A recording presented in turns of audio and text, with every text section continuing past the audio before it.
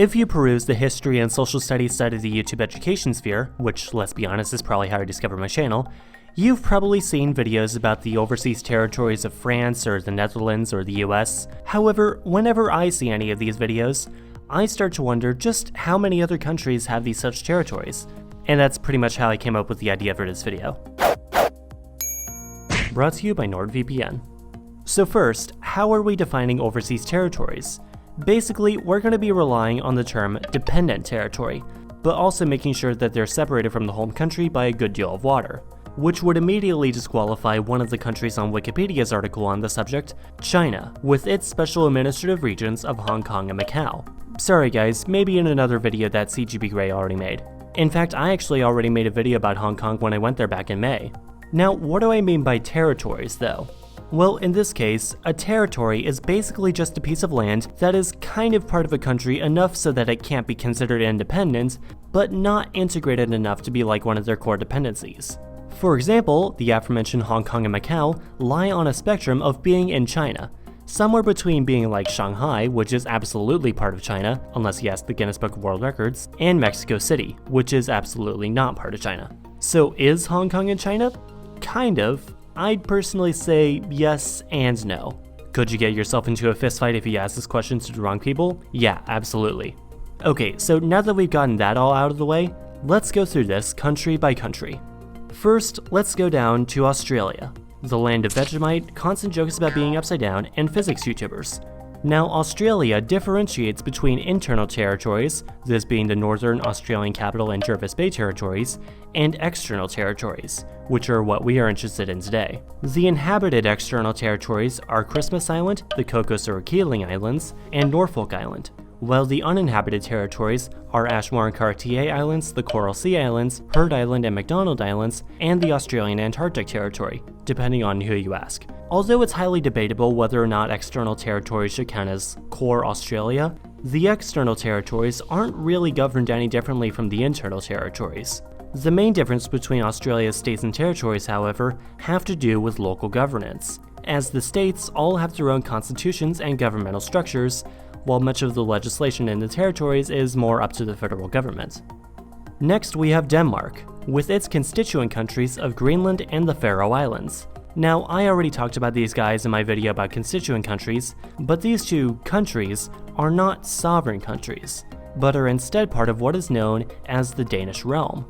The Faroe Islands and Greenland have essentially been part of Denmark since the advent of the Kalmar Union in 1397, but due to their high degree of cultural differences from Denmark proper, their local governance generally leans away from Copenhagen in basically every way except for foreign affairs and defense, things that countries with each a population of around 50,000 might need some help with, although even this is somewhat up for debate at times. Finland has just one such detached territory, Åland. The Åland Islands belong to Finland due to a complex web of alliances and land grabs throughout history. Åland is deemed separate from Finland in most ways, even though Finland officially has full sovereignty over the islands, which by the way speaks Swedish more often than Finnish, just in case you were wondering why they were in such a complex situation.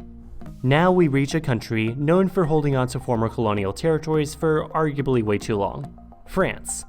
Wonder Why also has a great video about this oh so complicated situation, but I'll try to summarize it in a way that fits into this paragraph of the script. First, French Guiana does not count on this list, as it is actually an overseas department and region of France, so it's kind of like how Hawaii is to the rest of the US. This is also the same with Réunion, Guadeloupe, Martinique, and Mayotte. By the way, unlike German, I don't actually speak French, so my pronunciation of these names is gonna suck. These territories are also part of the EU and the Eurozone, but not the Schengen area. So if you're traveling from mainland France, you will have to bring a passport, but you won't have to go through a currency exchange.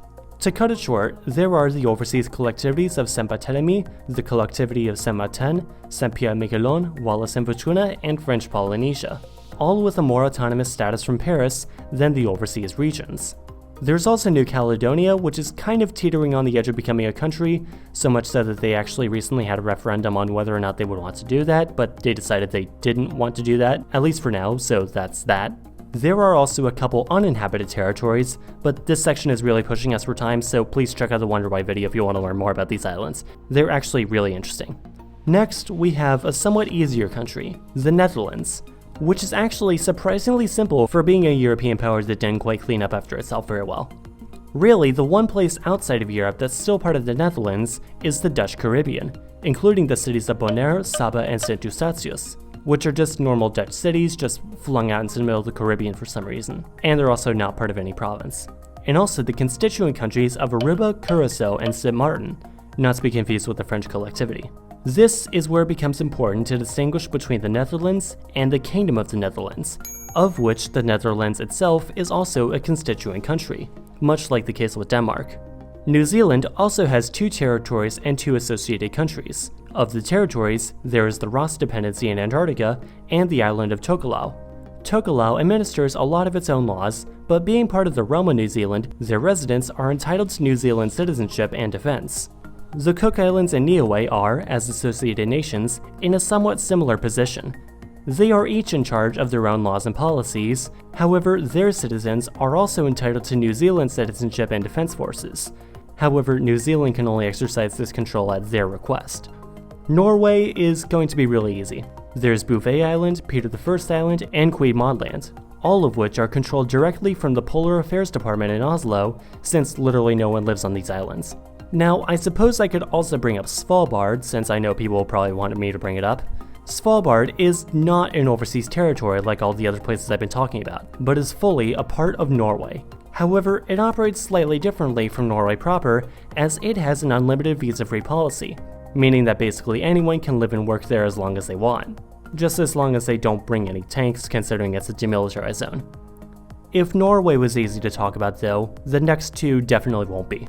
The United Kingdom really has too many overseas territories for me to name here, but these little islands and archipelagos are all self-governing, except of course in foreign affairs and defense, and are not part of the United Kingdom or the European Union, with the exception of Gibraltar.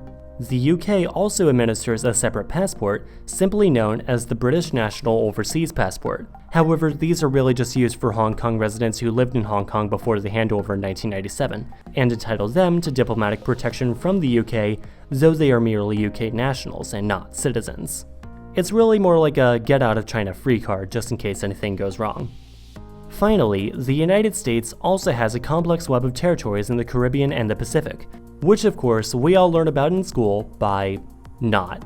Seriously, most Americans probably don't even realize these places exist.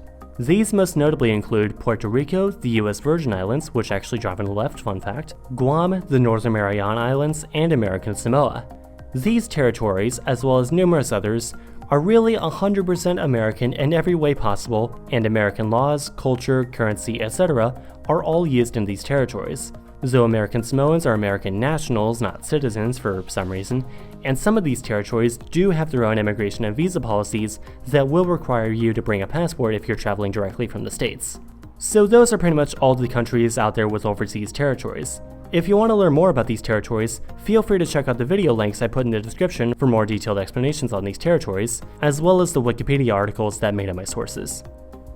Now, many of these territories are essentially just the remnants of the colonial empires that many of these nations once commanded, and for some they were just the only territories that they could get a hold of. However, just as these empires lost their various colonies, surely you don't want to lose your privacy and security. Which is why NordVPN has partnered with us to offer KhAnubis viewers an amazing deal on their services.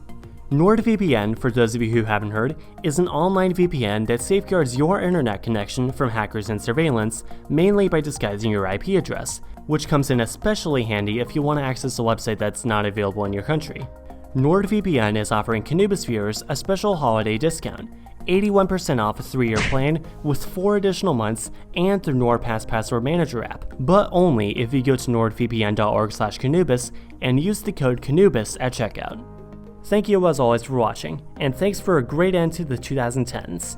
I hope you enjoyed this video. If you did, please of course like, share, and subscribe, and I will see you in the 2020s. God, that's weird to think about.